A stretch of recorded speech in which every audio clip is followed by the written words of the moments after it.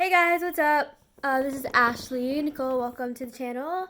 Um, I don't have the tripod with me, so I'm gonna try to make this semi-short because I misplaced it. Like I might have actually left it in the car on accident. But I checked everywhere, which is irrelevant to this video, sort of, kind of. But I'm gonna do my best. So, for those of you who don't know, I am blind. So if my filming skills seem a little off, I apologize. I'm filming with my Pixel 3 in landscape mode, and yeah, here we go. So, back a long time ago, back when I was in high school, I started having eye problems. So basically, I was not born blind, but I went blind shortly after birth. I have an eye condition called retinopathy of prematurity. We call it ROP for short. And so basically what happened is when I was born very sick, and I had a heart condition and I had a bad heart. I was born as a blue baby, and so they had to give me a lot of oxygen, and that busted my retinas and caused me to go blind. But it's okay because I would rather be blind than not here today. So there are different stages of ROP, which is like 5 stages. I honestly cannot remember which, like, if it's 5's the worst or 1's the worst. I apologize. You would think I would know this stuff, but I don't. So I'm just being honest. But basically, what I can see, and I do have glasses, but I'm not wearing them right now. It's really late at night, and I need a break because they hurt my ears sometimes because I do wear hearing aids. But you'll see them in other videos, and I will show them in other videos. But basically, so I can only see like light and shadows, and I can see things without detail. So like a hand over my face, I can tell. Sorry, I had a hiccup. So I can see better out of my right eye than my left, but with my glasses, it's kind of even. So what do my glasses do? Because I am blind, they don't make it to where I can see print or anything like that. I use Braille. They just make what I can see seem a little bit clearer and closer to me. So basically a little more crisp. So just a little background on that. My eyes are very small. I have like the size eyeballs as like a 5-year-old. And so I remember one morning I woke up and my eyes were watering a lot. And they were hurting. It felt like I couldn't stop crying, but I wasn't legitimately crying, like not at all. But it was just like my eyes were hurting and they were burning, and it was just horrible. So we went into the eye doctor, and he tried a few different eye drops, and I will never forget. Normally we go in the doctor, and this wasn't our first rodeo with doctors of, many different doctors with different disabilities and things like that, but this was a brand new territory for us. Because I literally woke up one day and something was wrong with my eyes. And I was going to the blind school at the time, and I will never forget, like, going into the hospital, and the doctor said, "These drops are not working. You're gonna have to get your eyes taken out." That wasn't easy. Literally, I remember, being able to help my blind friends, the ones who can't see light. Sorry, my nose itches. The day before this happened, we actually had a fire drill, and I knew my way around the entire blind school. Like, I knew where I was going. And we had a fire drill, and I guided her out of the building. And literally, even some of the teachers there were like, "Wow, the blind, guiding the blind, and you don't even have your cane." And I said, "You know what? I've always been taught," because I didn't go to the blind school my entire life. I went to public school most of it. But I did get a good experience going there. I really did. But I said, "You know what? I was always taught that if there's a real fire, you just get out. And if that means going with someone rather than looking for your cane, then that's what you need to do." And thankfully, I knew my way around, and I was able to help my other friend who didn't look for her cane, because I said, "Come on, let's go." And I safely guided her out of the building. And I went very slow, and I didn't fall or make her fall down the steps. I didn't panic. I just helped her.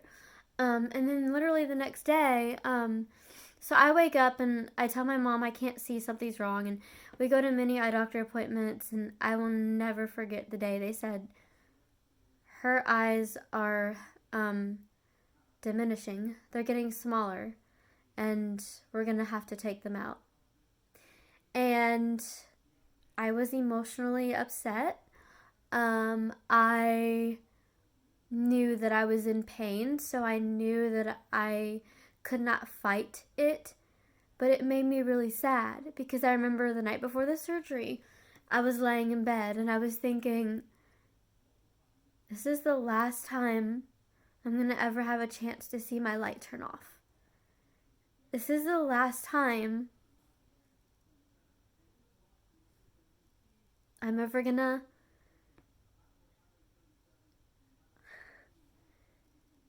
see my mom look at me in the eyes and tell me that she loves me. This is the last time I'm ever going to have any chance to see anything. And after this, it's done. I remember them asking me what color I wanted my eyes. And I was just like, dark chocolate, because I like the word chocolate. I love chocolate. I wasn't really thrilled about it. I honestly didn't freak out. Like, I've had several surgeries in the past, like ear surgeries and stuff. I really honestly didn't freak out. But I was very nervous because I knew that this wasn't something that was going to help me. It was only going to help the pain. I had something, I don't know how to actually pronounce this exactly, but it's called like species bulbi or something. But my eyes were getting smaller and smaller, and it was getting really bad. And so the day we went into the hospital, I went to the children's hospital. I remember I was literally ready to go into surgery. My surgery was supposed to be at noon. And I missed school, and I was prepared to miss school for a week. I didn't want to, but I was going to have to. This was going to be, they told us it was going to be a 4+ hour surgery. And it was already really scary because, number one, I don't do good with anesthesia. I have a hard time waking up because of my heart condition, which is tetralogy Fallot. I always have. And then number two, I am a little person, and so it's very risky to be put under anesthesia. But they were very careful and very good. But this was something we hadn't done before. So here I am sitting in the hospital in the bed, and they come in and they say, do we want to go ahead and hook her up? Oh, by the way, we're on a 4-hour delay. It's like 11:55. I'm supposed to go into surgery in 5 minutes.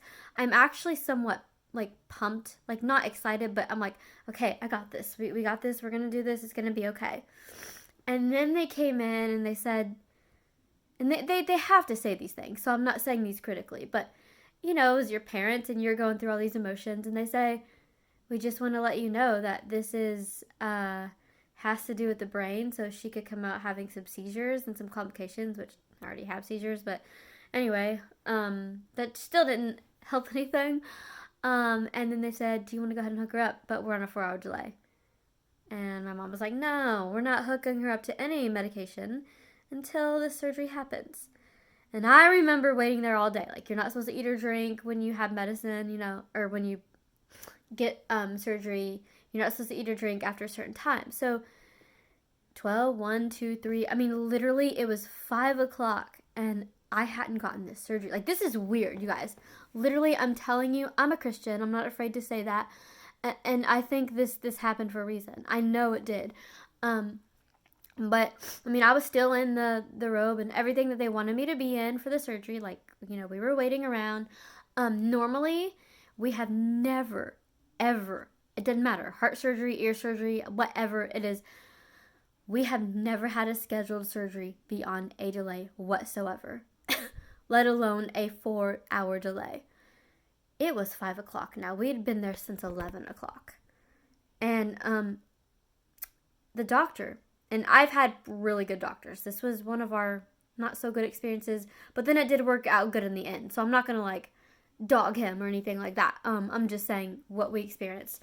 So they were pushing me, pulling me around the wagon because I didn't have anything to do all day, and I was really nervous. Think about it. You're going to get a 4.5 hour surgery. You're gonna lose the little bit of sight that I had, and then you still haven't gotten the surgery.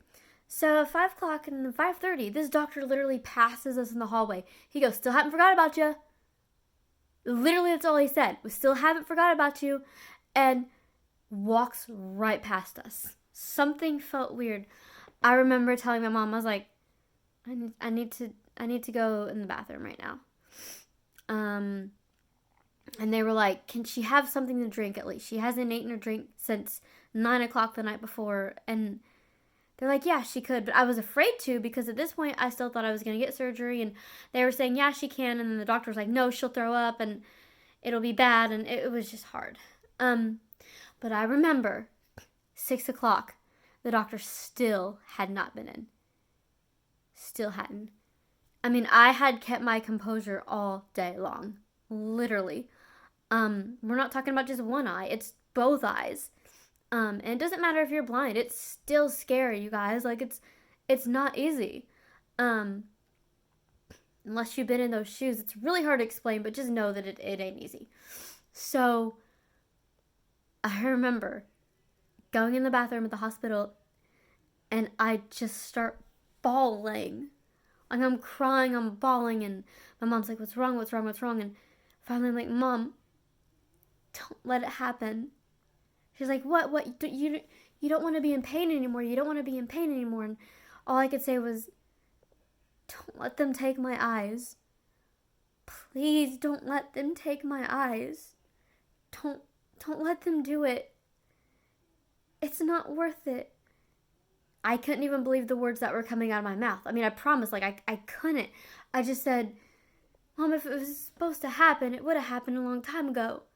It would have happened 6 hours ago, like it was supposed to. Something feels weird. It doesn't feel right. Don't let them take my eyes. Please, don't let them take my eyes." I walked out of the bathroom, and the doctor walked in and said, "Are you ready?" It was 6:45 at night. And my dad looked at him and said, "You know what? Get out. We've been here for 7 hours. She was supposed to get this eye surgery." The doctor was like, "I'm sorry, I was on it." He was like, No. You were on a delay. That's fine. But my daughter is in distress, and maybe this really isn't supposed to happen. And he wasn't mean to the doctor, but you gotta see it from our angle. And I was just so scared and so nervous, and like, it was weird. And so I went home without the surgery, it was still a very exhausting day at the hospital, and we were all emotional, and was like, okay. So I remember the next day we went and got a second opinion about these eye drops, and we got new eye drops. I don't remember what they were called, but the doctor said, "I need you to take these for a while. It might take a while, but I need you to be patient and take them." I said, "I will do whatever I need to do." At this point, I had lost all my vision. Like, I literally couldn't see a hand in front of my face, but I knew still getting my eyes taken out, like, it was going to be permanent. Like, I was already nervous because I could see, like, sometimes a tiny bit of light, here and there, a tiny bit of this and that, but it was, like, so blurry, and it would go away. And so I knew taking my eyes out, it was going to be total darkness for me. Now, for those of you out there who have prosthetic eyes, all that kind of jazz, like, this is nothing towards you. Like, my hat goes out to you. I say I don't know how you do it, but I also should practice what I preach, because as a blind person, I always say, people are like, "How do you do it?" And sometimes I'm honest. I'm just like, I don't know. And I say, well, if you had to, you would. And it's true. If you had to, you would. But I'm one of those blind people that, like, I'm honest sometimes. I'm like, I don't really know. I just find ways to do things. But anyways, so then I remember I was on these eye drops for 6 months, and no joke, no joke. It was the day before our Christmas program at school. I was still going to the blind school at the time, and we were supposed to sing. Sorry, I have my pajamas on. It's really late. I don't know if I already mentioned that, but I woke up and I was like, Mom, I can see things. Like, I can, like, my eyes don't hurt. And the pain was so bad, you guys. Like, my eyes were watering so much to where, like, whenever I'd play violin or whenever I would do things, my shirt would be completely soaked, as if someone would, like, pour water on you. I'm not even kidding. That's what happened to my eyes. My shirt would be completely soaked every day. And my head would be like this. It would be down. Because just, like, sitting here talking to you, there would be water. Constant water coming down. And it was so embarrassing because, number one, it was embarrassing because my shirt was always wet. And my teachers and people were like, are you crying? And I'm like, no, I'm really not. Like, I promise I'm not. And then I would get in trouble for not holding my head up at school, and it was just so painful. So anyway, I woke up, fast forward again, I woke up and I was like, Mom, I can see. Like, my eyes don't hurt. And she's like, all right, I want you to still take your drops, but let's, you can, I was taking them 4 times a day, and then we went down to 3, and then twice a day, and then I was taking them for one time a day for a few months, and then eventually I did not need them anymore. I remember the day I stopped taking them. It was in the summertime. I woke up and I said, I don't need them today, and I prayed that I would never have to use them again, and I never did. I never needed them. And then I went back to the eye doctor a year later, and he said, I gotta tell you something. I've never seen anything like this. Every single patient I have had that has had this issue or needed prosthetic eyes, he was floored. And then I was floored when he was like, I gotta write you a prescription for glasses. And I was like, oh, whoa, do what? I was excited, but I was like, slow down. And he was like, no, it's all good. I was like, no, you're good. You're good. I have an amazing eye doctor, but yeah, that is the story of how I almost got prosthetic eyes, why I did not. For those of you out there who do have prosthetic eyes, hey, I think that's awesome. And if you know what I went through, I think that's you are an inspiration, and I don't say that to make you, feel like, I don't know. There's all kinds of blind people with all kinds of different opinions, but I'm going to be myself, and I think that people out there who have prosthetic eyes, I do think you're amazing, because truth be told, I would be really freaked out if I couldn't see light or shadows or anything. Like, I get really freaked out not wearing my glasses during the daytime. It just freaks me out. But anyways, so that is the story of that, and I have not had problems ever since with my eyes, and it's been 15 years. So that truly is a miracle. Anyways, hope you guys enjoyed this video. Thank you guys so much for watching.